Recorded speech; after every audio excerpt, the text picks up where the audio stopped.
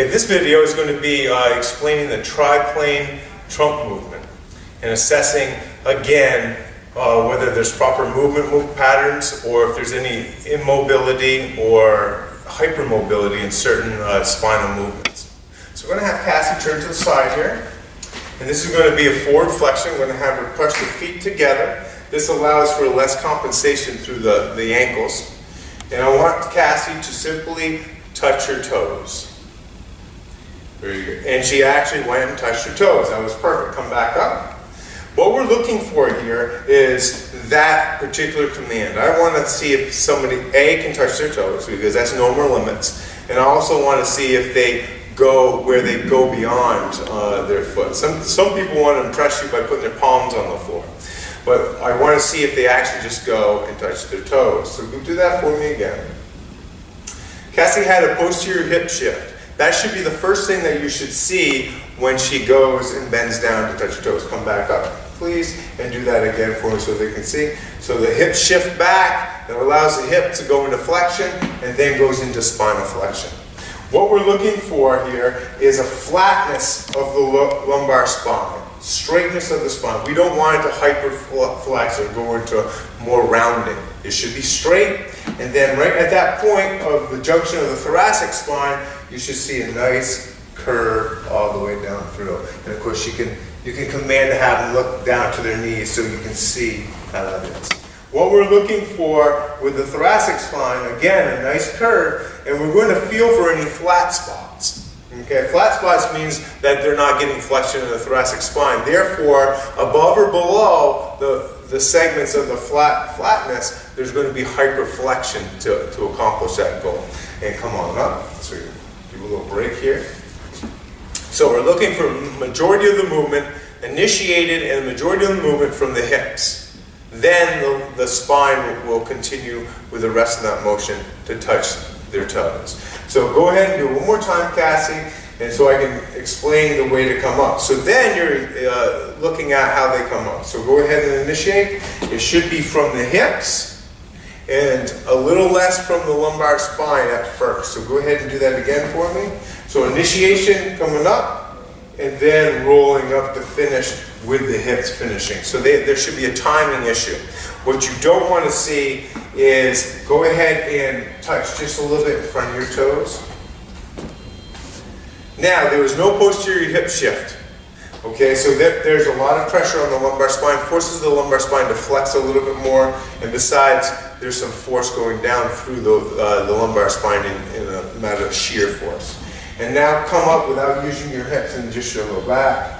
Okay, so that puts a tremendous amount of pressure on the back, okay? And the erectors have to fire a lot more. So we want the hips to do the majority of the lifting here. So I'm going to have you touch one more time. And come up with your hips.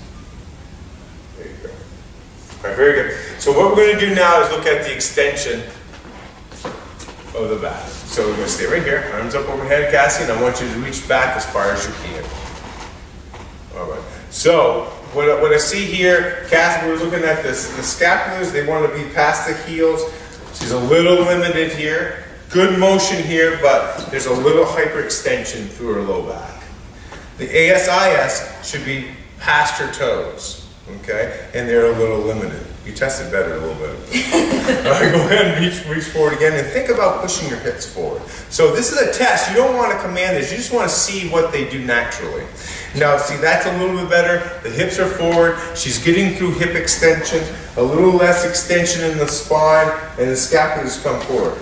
Now, ideally, she would be back here, and that's a center of gravity thing. So that's probably working a little bit on gaining better motion here for Cassie. So you need shoulder extension, thoracic extension, especially through the lower segment of the thoracic spine, lumbar extension, of course, but particularly hip extension and dorsiflexion in the ankles. So this is a multi-joint assessment with normal motion being the scapulars are going to be behind the heels and the ASIS is going to be in front of the toes. How's that feel? Oh, great. All right. Is there a little stress here? Yep. Okay. So she just hyperextends through her lumbar spine which oftentimes is due to some tightness in the anterior part of your body. So we'll be looking for that.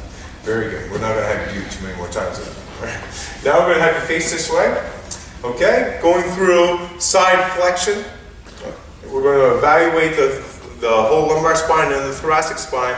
They all should pretty much equally flex to create a C curve and a reverse C curve. So go ahead and do that for me, Cassie. And it should be an equal amount. So we can obviously see how far she can reach, get an idea. But we want to go down through the spine.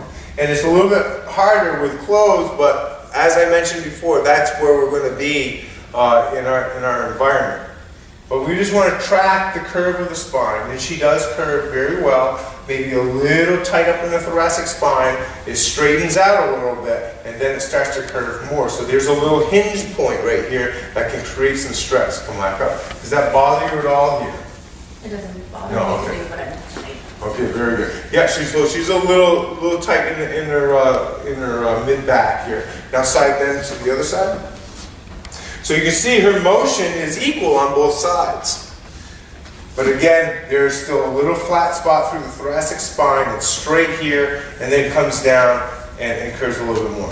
Now you were supposed to have a little bit more curve in that lower thoracic spine, but each segment in the thoracic spine is limited because of the ribs. But we should have about a 2 degrees. Now that's not very much motion at all. But when we're talking about 12 thoracic vertebra, that equals a lot of motion.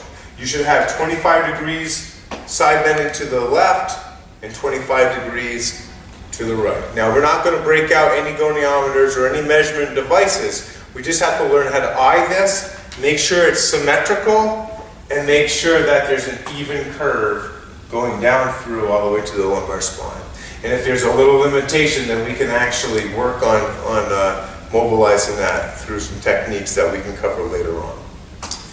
Now rotation, our last motion. Go ahead and cross your arms, and I want you to rotate as far to your right as you can, and low too.